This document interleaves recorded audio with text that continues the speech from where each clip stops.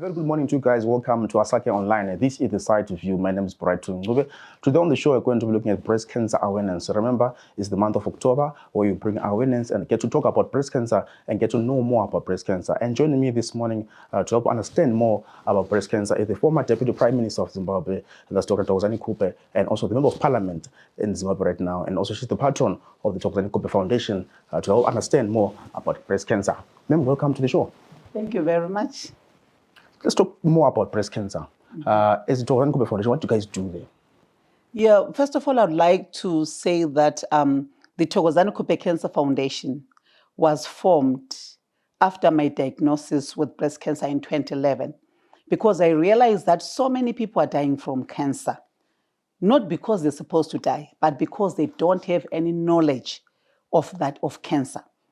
So I decided to form the Thokozani Khupe Cancer Foundation so that it does awareness, so that people are knowledgeable about this deadly epidemic called cancer.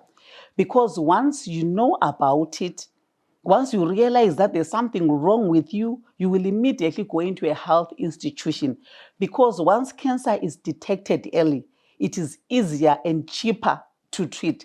Whereas if your cancer is detected at a late stage, which is advanced stage, it is very difficult, very complicated, and very expensive to treat, like the one that I have right now. Speaking of issue of symptoms, right? Suppose I'm sitting at home right now watching this show. What are the early symptoms? What can I see? Go to Lapa here, I have breast cancer. Breast cancer, you need to do self-breast examination. You need to touch your breast. You go to a mirror, you undress, you touch your breast. If you feel any lumpish thing or any lump, you must immediately go to a doctor, because an abnormal lump, you must immediately go to a doctor. And when there is discharge from your nipples, because at times there is discharge from your nipples. I had breast cancer in 2011, but I remember vividly very well that I felt a lump around 2005, but I dismissed it when it came to my mind, and I said, is this not what they call breast cancer? And I said, no, it can't be breast cancer because we don't have that history in our family.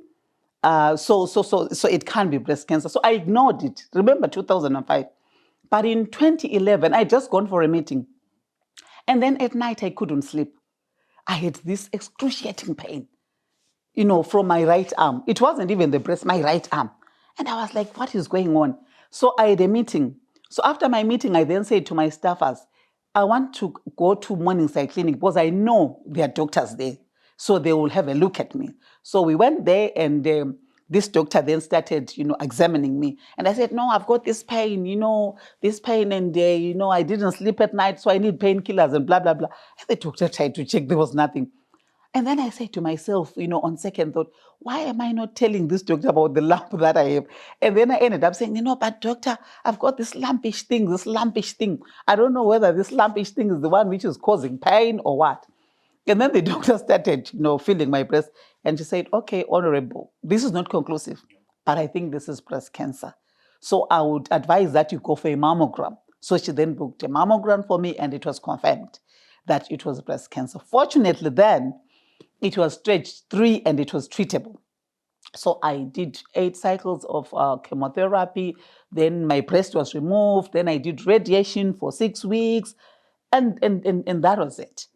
Yeah, so I started taking, tablets. So initially they had said, you take these tablets for 5 years, but then the doctor said, no, now research has changed. You must take them for 10 years. After 10 years, I stopped. And I thought everything was okay, because I was going for my checkups every year. Every year I was going for my checkups. So, the scans showed that I was okay. Come 2023, it came like a thief. Because when it started, I started losing appetite. I couldn't eat. And my stomach started protruding. And I was saying to my young sister, my tummy is not like that. What is not like this? What is going on? I said, what is this? Is this kwashiorkor? Is this whatever? Then I started thinking of so many things. I went to a doctor because we had gone out for campaigns, and I thought I had an infection. So I went to a doctor and I said, I'm not feeling well. And then the doctor said, maybe it's infection. So they gave me tablets. After 1 week, I went back, there was no change. But there's no change. They gave me some more medication. And then I went back and I said, but there's no change, because I'm still not eating. And my tummy continues to protrude. Then I decided to go back to my initial doctor, and I told him that I've been to the doctor that you referred me to, but there is no change. And then the doctor said, no, let me book an appointment for you to a specialist so that you go for a CT scan. So I went for a CT scan at Mater Day, and they then said I had cervical cancer, which was a result of the breast cancer that I had in 2011. So I went to my doctor. My doctor said, I propose that you go back to your doctors in South Africa. So I went back to South Africa. They started running those tests again, CT and so many. So I went into theater, and they did this lab scope to check what was wrong. And their diagnosis was again ovarian cancer, which was long gone. It had already spread from the ovarian into the stomach and into other organs of my body. So I started medication. I have never been sick like that. I was vomiting. I had severe diarrhea. You ain't seen anything like that. That medication made me more sick than what I was before. So I said, what is going on? So I started taking the medication, and the doctor then said, my dear, I think we've tried our level best, so this is where we will stop. So I'm referring you to a doctor in Zimbabwe so that you go under palliative care. Palliative care is somebody who is just been taken care of because there's nothing more that can be done. So she said, I propose that you be admitted into a hospital. So she wrote, a note to that doctor to say she must be admitted into a hospital under palliative care and. So when I came back, I was like, oh my God. Then the idea of India came up. Thanks to the president and the government for assisting me. So I went to India. In India, I did all the tests again. CT scans, everything else, biopsies and bloods. They came up with the same diagnosis, ovarian cancer, which is long gone. I started treatment again. The doctor said I was going to do 18 cycles. I did 15 cycles. There was no change. My stomach was filling up with water, every week. So every week I was draining 6 liters, and it was increasing 6.1 liters, 6.2, 6.3. It's like I was carrying an equivalent of 6 kgs every week. It's like I was a 9-month pregnant woman, and it was heavy. I couldn't sleep. I couldn't turn. I couldn't do anything. I couldn't eat. In India, I was very thin. I was now weighing 68 kgs. Because there was no improvement. If there is anything, I was deteriorating every day. And I think if I had stayed more in India, I was going to come in a coffin in Zim. But then when my children visited, because it was my birthday, it was my 60th birthday, on the 18th of November, I was in India. So my son and my niece visited. So I then say to them, when I go for my consultation, I need to introduce you to my doctor. So I went with them. And then I said, this is my son and my niece, they live in the UK. And he said, you have got children in the UK? And I said, yes. He says, ma'am, you would rather go to the UK. Because in the UK, they've got several options and they do clinical trials. So I propose that you go to the UK. So my son started running around, and they found a hospital. And then the hospital said, you are not a client for clinical trials. We'll try and do something. So I got this right doctor. And then they did all the tests again, CT, PET scan. And in the UK, it's better because they have combined CT and PET scan. Because if those two are working together, you get a better diagnosis. You get an accurate diagnosis, because if one misses, the other one will not miss. But then in Zimbabwe, I know we've got CT scans. So CT scans, at times, they give you wrong diagnosis, and so which is exactly what happened to me. The point that I'm trying to arrive at is, but in the UK, I only drained water on the 22nd of December. I started my treatment on the 9th of January. After my 4th cycle, all the water drained away. My tummy went back to normal. I started eating normal. I didn't have any side effects with the medication that was given initially. So I did 18 cycles. But the problem with the cancer is that cancer is very clever. Once it realizes that you are attacking it, it forms again to say, you are trying to destroy me. I don't want to die. So it forms again. So this is why it is important that you have several options. Once this other medication is not working, you have to use the other medication. So when I finished the first treatment, then they put me on the next treatment. This one is a killer. It has got serious side effects, but mark my words, I think it has destroyed, because when I went for my checkup last week, they said there was less activity now, and there's great improvement. Even in my liver, there were spots, and now they have cleared. So it means the medication is working well. So I think after I complete my cycles, I might be in remission, and then I go into management chemotherapy. So because it's like somebody who is taking ARV tablets or BP tablets or sugar tablets. So you'll be taking them for life. It's not a problem. But the good thing is that the cancer cells would have been destroyed. But when I was in South Africa, they couldn't. My tumors kept on, increasing, even in India. But now my tumors, have shrunk by almost 80%, and they say there's less activity, meaning that when I go back next time, I think, as you can see me, remember when I went for the swearing-in ceremony, I was a walking grave. But look at me now.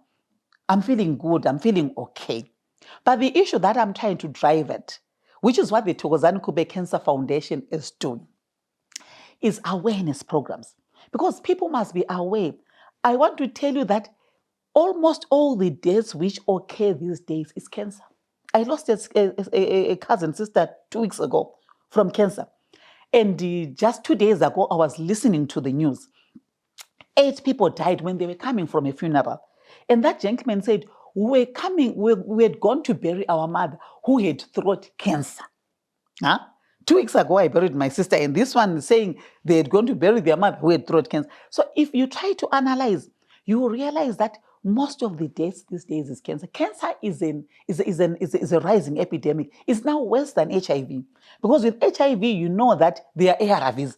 But with cancer, it is difficult, because if it is advanced, medication is difficult to find. So we need to do awareness programs, which is what the Thokozani Khupe Cancer is doing, so that people are aware. But we have got limitations because we are not being funded by anybody. I do it through my own, and my colleagues, Council Antando or Sputa and others. So we try to do whatever we can to make sure that at least we are able to reach those few that we can. It is better than not doing anything. So we normally go to flea markets, because I've said, now I'm not going to be calling people to hotels or to walls.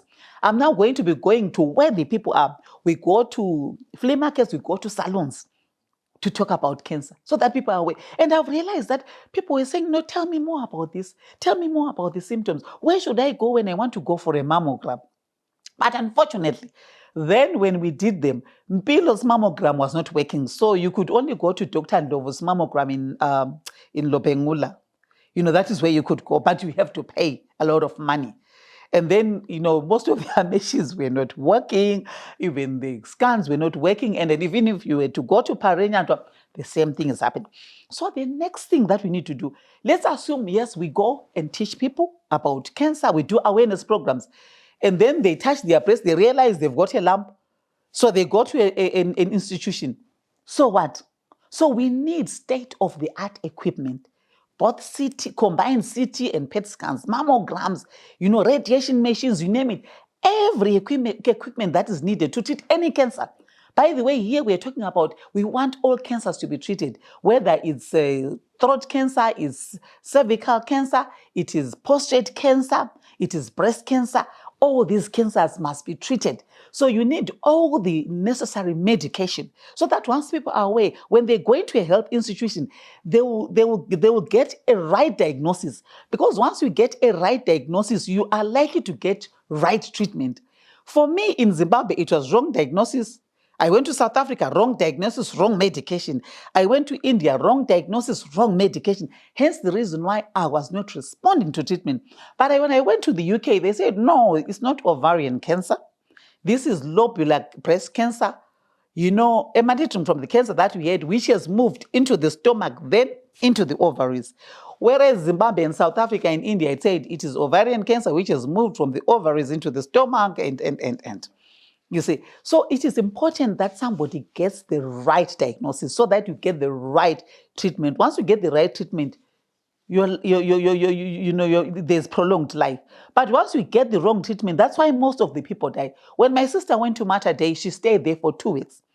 And they realized that they couldn't help her. They said, even if we were to refer you to South Africa, unfortunately, not much can be done. So she went home. She suffered. Now they are telling me stories. She suffered. Her tummy was protruding. It had water because they started draining. Now, they were not draining. It was too big. She would be crawling. She was in excruciating pain that we have never experienced in the entire life. She was screaming all the time, and she wanted people to bath her with cold water. So this is what people go through. And I'm talking about my sister. How about all these other people that we don't know? Particularly those in the rural areas. In the rural areas, when somebody has got breast cancer, when they initially feel it, they think, no, litumba, imota, it's a boil. And then they leave it like that. They start going, maybe some of them start going to witch doctors and. And then by the time it pops out, they think, itumba lana selitubukile, or that boil has exploded. By the time they go into a health institution, it's advanced cancer. I have seen women with those kind of breasts. They are, I can't even explain. When I was Deputy Prime Minister, 2 of them came into my office. I had to go into cabinet because we had a cabinet meeting. I said to women ministers, can you please come to my office and see these women? They came out and they saw those women. They cried. And then I said, no, something has to be done. So we need to make sure that we have got the state-of-the-art equipment. Thirdly, as much as you will have the state-of-the-art equipment, a person we've given them awareness, they've had a diagnosis, and so what? You need medication. So we need medication for all the cancers. So here's the reason why we need to invest into research and development. We need to research on new cancer medications so that we are always ahead of the disease. You see, you must be always ahead of the disease. So that if you try and hit it with this one, if it doesn't make, you've got an option. So this is why I was talking to the Minister of Finance to say, we want you, because he said he has ring-fenced money from the sugar tax. Remember, they are now taxing sugar. So they have ring-fenced a substantial amount, and he agreed that they will use that amount to buy state-of-the-art equipment and to also do research, because I emphasized on research, to say you need our scientists and our researchers to start researching on all cancer medications so that if one is prostate cancer, whether it's stage 1 or stage 4, we must be able to treat it. Because for me, my dream is for Zimbabwe to be a leader in cancer treatment so that other people come from other regions to come and be treated here. Instead of us going to South Africa, going to India, and going to the UK for treatment, treatment must be available here in Zimbabwe. Hence, as the Thokozani Khupe Foundation was saying, treatment must be available, it must be accessible, and it must be affordable. Allow me to come in there, Dr. Khupe, on the issue of your routine. I know you've been active politician in Zimbabwe, right? You're still an active politician. How did this affect your daily routine? Campaigns appearing here in the parliament and so on. How did this affect your daily routine since the day you were diagnosed? It was difficult. And when I was diagnosed, we were still doing, our primaries, and I would go there and address people. Even, at time, I remember one day I had to phone Councillor Ntando to say, Councillor, unfortunately, I'm unable to come. I'm not feeling well. I was sick. I was sick. I was in bed all the time, 24/7 in bed. 24/7 in bed. Can you imagine? I couldn't do anything except to go to the toilet and come back and sleep. The pain was just something else. So it affected me a lot because at times I couldn't attend meetings because I was sick. I was giving excuses. So it is quite difficult. This is not an easy thing, to suffer from. Hence the reason why we are talking about all these things. And then the other thing that you also spoke about, because for me, I've got 4 issues. The first issue is awareness. Second issue is state-of-the-art equipment. Third issue is research and development so that we are always ahead of the disease. Fourth issue is clean lifestyles. That is wellness and eating traditional foods. We need clean lifestyles. I have already changed. I'm now eating more of traditional foods than processed foods because I think processed foods contribute more to this cancer thing. And when I was in India, one of the doctors said, the best medication in oneself is food. You need food. Once your body is nourished, it can fight any disease. But when your body is malnourished and you are attacked by a disease, you can easily succumb to that disease. So it is important that we focus on traditional foods. People must eat more of traditional foods than processed foods because it will prolong our lives. I also programming the rural areas. I know most people are focused on the urban areas. At the Khupe Foundation, I'm also programming in the rural areas, trying to educate women in the rural areas. We do that. Our focus now is more on rural women and everybody else, because we are saying we can't even talk about October is breast cancer month, yes. But we need to talk about other cancers as well. Because at one meeting, men said, you are busy talking about breast cancer. We have got many men are dying from prostate cancer these days. And I believe them, because already there are two people who told me that their husbands have prostate cancer. People who are close to me. So I know that I think prostate cancer is also on the rise. So we want to talk about all the cancers. So we want to go to the rural areas, intensify our campaigns, so that people are aware to say, do self-breast examinations. If you see anything abnormal, go to an institution. If it is cervical, if you see some discharge which is abnormal, you go to a health institute, equally with the prostate and other cancers. So we try to do that. But like I said, our limitation is funding.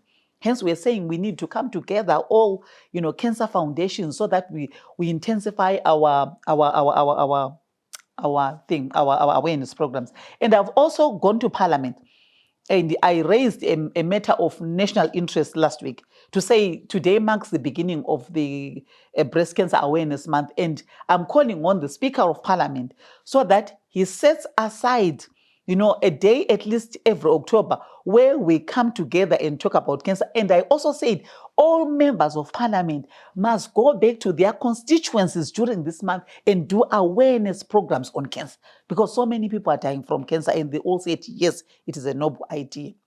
And they are all going to, and the speaker said, you are very right, we'll try and do that. And as Parliament, again, we are coming up with a cancer caucus. It's in the pipelines, and very soon we'll have it. So it means that we are going to be pushing hard to make sure that the Minister of Finance, the Minister of Health, everybody else who's dealing with these issues, buy state-of-the-art equipment, there's research and development, we do awareness programs, we popularize the issue of eating more of traditional foods than processed foods, because it is going to prolong our lives. Here I am today.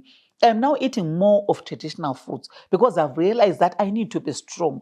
And as I am sitting right now, I'm strong. I'm not feeling anything. I was telling my doctor that apart from side effects, because side effects are terrible, my hands will be cracking, my feet is like I'm stepping on niggles. But in terms of my body, I'm not feeling anything, fortunately. And I thank God for this, because people must understand that we must also thank God. I asked the Lord to say, God, I'm asking for total healing. And he responded, and I received. Because the Bible says, if you ask God and if you believe, you will receive. I believe in God, I believe in Jesus, and I believe in the word. And I believe that each and everything that I ask for, I always receive. I received total healing. I thank God for giving me a second chance to life.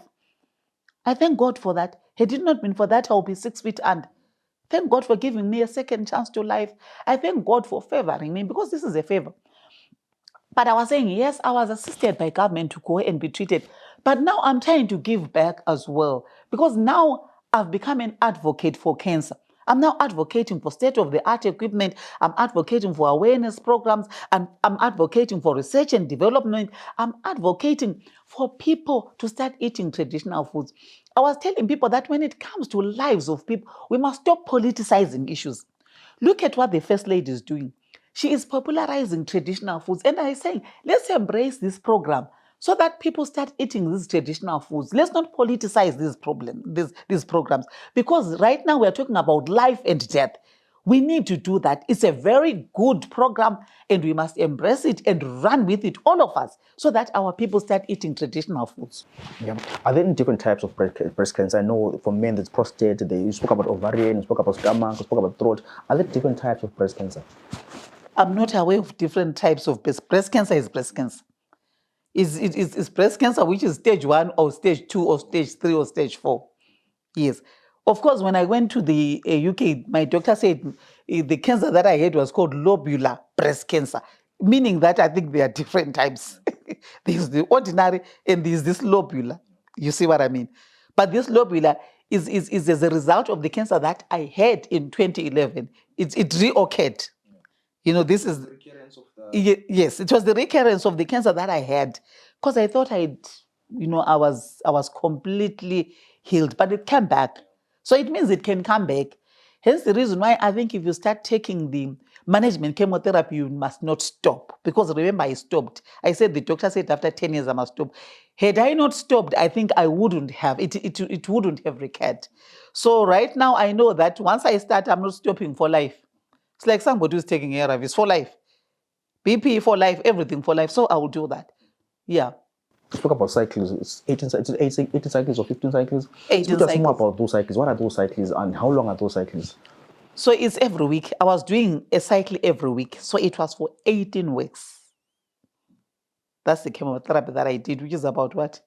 4.5 months or whatever.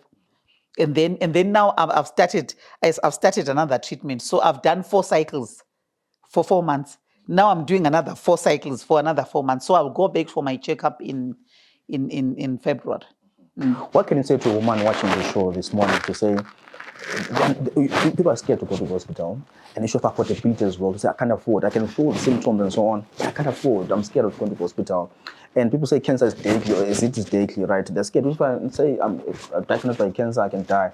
What can you say to a woman watching the show at home in terms of going to the hospital for checkups and so on and so on?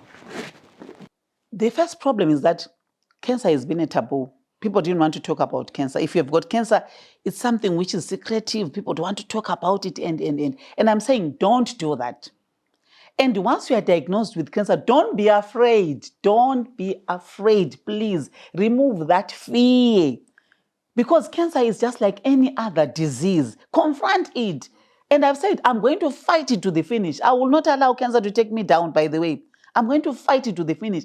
Once you develop that fighting spirit, it assists you. But if you develop that fear, it will put you down. And I'm saying to women, once you have breast cancer or any sign or symptom, go to a health institution.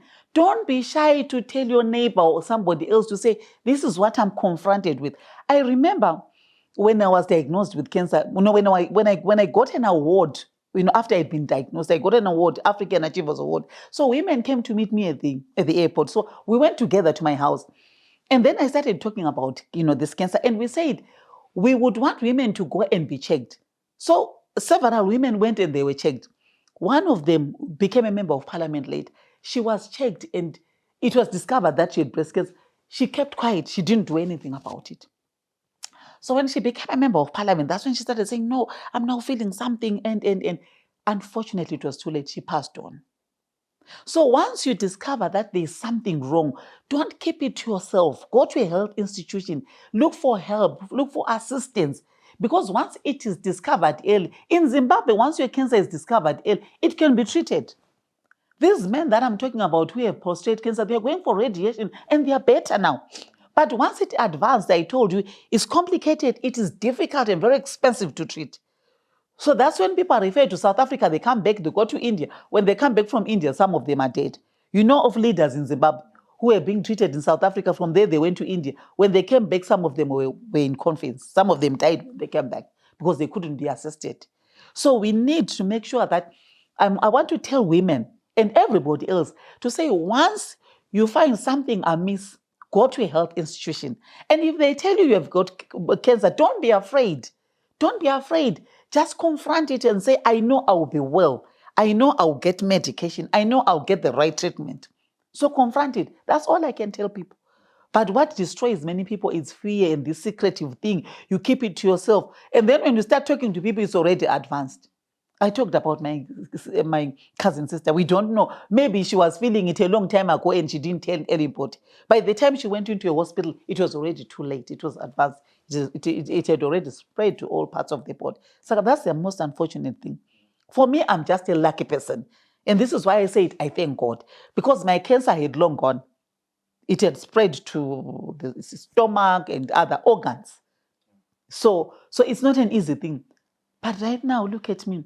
They managed to deal with it. And this is why I'm saying, I don't want people, somebody would rather travel from Bringa to Mpilo to come for treatment than for them to travel from Bringa to South Africa, the UK or India. Somebody would rather travel from Chipinge to Parenyatwa than for them to travel to the UK, to India, or to South Africa for treatment. Hence, we are saying, for starters, these two public institutions which have got cancer units, let them be fully equipped.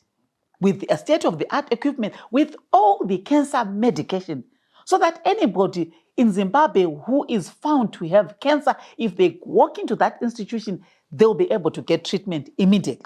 And like I said, once it is detected early, it is very easy and very cheap to treat. So it can be treated once it is detected here in Zimbabwe. But once it advanced, it's a problem. Even in South Africa, they can't, in the majority of cases, they can't deal with advanced cancers. Mine was advanced. All the leaders that I spoke about went to South Africa first and then to India. And then from India, some of them passed on. And then I went to South Africa, India, and then the UK. In the UK, that's where I got treatment. And we are saying development is not rocket science, by the way. Development is about discovering what other people did. Development is about copying from other people. Hence, I'm saying to Zimbabwe, let us copy from the UK. Because I went there, I'm a living testimony. I went to the UK when I was a walking grave, but look at me now. I'm better off because of the medication that they gave to me, because of the diagnosis that I got, which led to the right treatment that I'm getting right now. So let us copy from them. Let us discover what they are doing and do it, because we've got big brains in this country. We've got scientists, we've got researchers, we've got doctors, we've got, all sorts of people who have got big brains who can discover and develop cancer medications, new cancer medications, which can change lives. And I think we are able to do that. And I am appealing to government to make sure that they put more money towards research and development, particularly on cancer, so that we are able to come up with new cancer medications, so that we are always ahead of the disease. I'm appealing to them so that we buy state-of-the-art equipment, so that if I walk into a hospital, I'll get the right diagnosis and the right medication.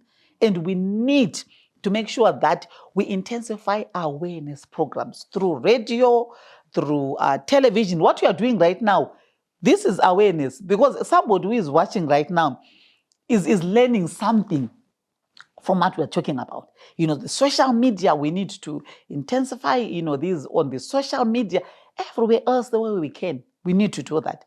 Because once we do that, mark my words, we'll save lives. Because early detection of cancer saves lives. We want to save more lives in Zimbabwe, because cancer is undisputedly a rising epidemic. It's now worse than HIV, and as government needs to confront it head on, so that we find ways and means of dealing with it, so that we save many lives. Because like I said, many deaths these days, if you try to find out, it's cancer, but people don't know. You only learn about it when somebody is being buried. Like my cousin sister, we only learned about it when she was being buried, that no, it was cancer. That's when people start to reveal, to say, no, it was cancer. But when somebody is sick, they will not tell you what it is. So I think it's important that we do all these things. And as the Thokozani Khupe Cancer Foundation, in our own small way, we'll continue doing awareness programs. Like I said, because we have got limited resources, we have opted to go to where people are. Even in the villages, I do that. I go to where the people are. When I see people sitting, selling their tomatoes, selling their wares, selling whatever, I talk to them about cancer. So we'll continue doing that. Yeah. Lastly, if you want to partner with you as a foundation, where can I get hold of you? Give a contact details. Spoke of funding issue. If one wants to partner with the foundation, how can they get in touch with you guys? They can get in touch with me, and I don't know whether I want me to give my email address and my phone number. Yes, my email address is togo63@yahoo.co.uk, and my phone number is 078-589-1171. They can also contact Councillor Ntando Ndlovu, a councillor for Ward 28. Dr. Khupe, thanks so much for coming through to CITE this morning. It was a pleasure talking to you and raising awareness around breast cancer. Thanks so much for joining us this morning. Thank you very much. Well, there you have it. We have been watching the CITE review. My name is Brighton. We're talking to Dr. Thokozani Khupe. They're coming from the Thokozani Khupe Breast Cancer Foundation, giving us awareness and giving us more information about breast cancer. I hope you guys enjoyed the show and learned something there. Please do follow them on social media platforms and do get in touch with them if you want to partner with them. And do follow CITE on all platforms: Twitter, TikTok, Facebook, YouTube. You are there to break all stories for you guys. From myself, Brighton, it's bye for now.